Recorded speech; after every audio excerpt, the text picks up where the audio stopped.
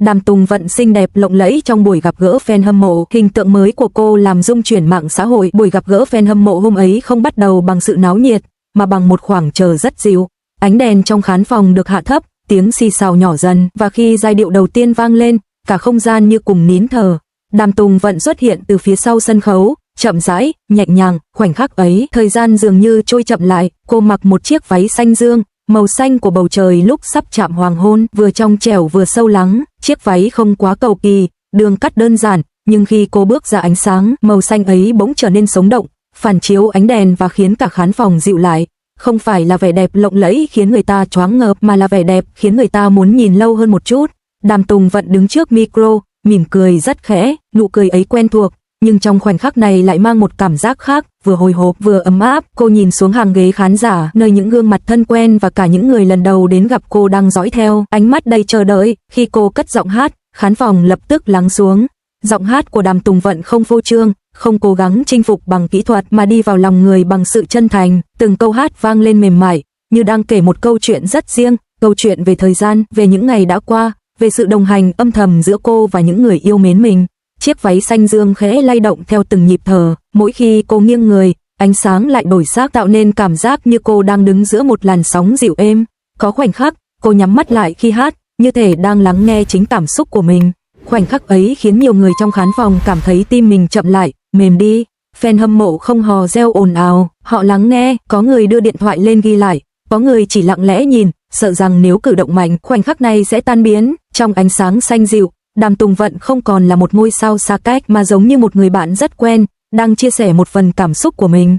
Khi bài hát kết thúc, tiếng vỗ tay vang lên không dồn dập mà kéo dài, đều đặn như một lời cảm ơn. Đàm Tùng Vận cúi đầu thật sâu, ánh mắt cô ánh lên một chút ướt, rất nhanh, nhưng đủ để người tinh ý nhận ra. Đó không phải là nước mắt, mà là sự xúc động được giữ lại đúng mực. Cô nói vài lời với fan, giọng nói dịu dàng, chậm rãi. Cô cảm ơn vì đã đến, vì đã chờ đợi, vì đã ở bên cô trong những giai đoạn khác nhau của cuộc đời. Những lời nói ấy không hoa mỹ, nhưng chân thật, giống như cách cô vẫn luôn xuất hiện trước công chúng, không cần quá nhiều lớp vỏ, chỉ cần đủ thành thật. Trong suốt buổi gặp gỡ, chiếc váy xanh dương ấy trở thành một phần ký ức rất đẹp. Mỗi khi cô cười, màu xanh dường như sáng hơn, mỗi khi cô nghiêng đầu lắng nghe câu hỏi từ fan, màu xanh ấy lại dịu xuống.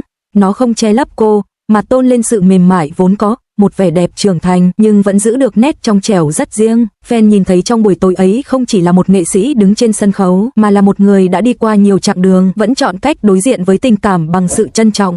Họ nhìn thấy một Đàm Tùng Vận rất thật, xinh đẹp không phải vì váy áo, mà vì cách cô hiện diện trong từng khoảnh khắc. Khi buổi gặp gỡ kết thúc, ánh đèn dần tắt, khán giả ra về trong sự lưu luyến rất nhẹ. Những hình ảnh, những đoạn video sẽ được đăng tải, chia sẻ, rồi dần trôi xuống theo dòng thời gian, nhưng cảm giác mà buổi tối ấy để lại thì không dễ phai. Ở đâu đó, trong ký ức của những người đã có mặt sẽ luôn có hình ảnh Đàm Tùng Vận trong chiếc váy xanh dương, đứng dưới ánh đèn, cất giọng hát dịu dàng, một khoảnh khắc không ồn ào, không phô trương, nhưng đủ để người ta nhớ rất lâu. Và có lẽ, đó chính là điều đẹp nhất của buổi gặp gỡ ấy, không phải sự hoàn hảo của sân khấu, mà là sự chân thành được trao đi, rất nhẹ, nhưng rất sâu. Khi ánh đèn sân khấu tắt hẳn và bản nhạc kết thúc vang lên những nốt cuối cùng, khán phòng không lập tức ồn ào trở lại, có một khoảng lặng rất ngắn, như thể tất cả đều muốn giữ thêm một chút cảm giác vừa trải qua, sợ rằng chỉ cần đứng dậy quá nhanh, khoảnh khắc ấy sẽ tan đi. Rồi tiếng vỗ tay vang lên, không dồn dập mà kéo dài, chậm rãi, đầy lưu luyến.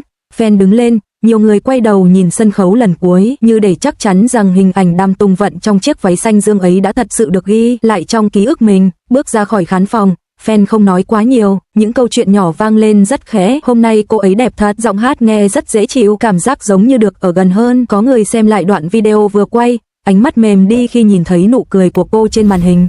Có người chỉ cất điện thoại vào túi, quyết định giữ buổi tối ấy trong lòng, không cần ghi lại bằng hình ảnh. Sự vui vẻ lan tỏa theo một cách rất yên, không phấn khích quá mức, nhưng đủ để làm ấm lòng.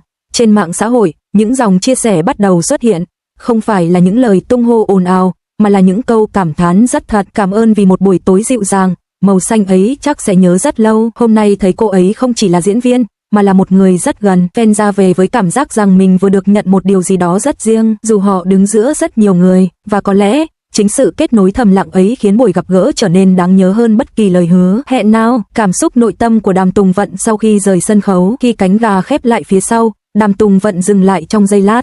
Ánh đèn phía trước đã tắt, tiếng vỗ tay vẫn còn vọng lại rất xa. Cô hít một hơi thật sâu, như thể vừa đi qua một làn sóng cảm xúc mềm mại nhưng không hề nhẹ. Trong khoảnh khắc ấy, cô cảm thấy tim mình đập chậm hơn, không còn áp lực phải đứng thẳng, phải mỉm cười đúng lúc, phải giữ giọng nói ổn định. Chỉ còn lại cảm giác rất thật của một người vừa trao đi điều gì đó và nhận lại nhiều hơn mong đợi. Cô tháo micro, đặt xuống bàn, nhìn lại chiếc váy xanh dương đang phản chiếu ánh đèn hậu trường. Cô chợt nghĩ, có lẽ vẻ đẹp của buổi tối ấy không nằm ở trang phục hay ánh sáng, mà ở những ánh mắt đã lặng lẽ dõi theo cô từ đầu đến cuối. Đàm Tùng Vận ngồi xuống, hai tay đặt nhẹ trên đùi. Trong đầu cô vẫn còn vang lên giai điệu vừa hát, cùng với những gương mặt dưới khán phòng. Có người cười, có người rưng rưng, có người chỉ im lặng nhìn cô rất lâu. Tất cả hòa lại thành một cảm giác rất khó gọi tên, vừa ấm áp, vừa biết ơn. Cô không nghĩ đến lượt xem, không nghĩ đến phản ứng trên mạng. Điều cô nghĩ đến là sự tin tưởng rằng vẫn có những người sẵn sàng đến, lắng nghe và ở lại vì chính con người cô, không phải vì một hình ảnh được xây dựng. Có một chút mệt mỏi rất nhẹ, nhưng là kiểu mệt mỏi dễ chịu, giống như sau khi hoàn thành một chặng đường dài, không cần phải vội vàng bước tiếp ngay.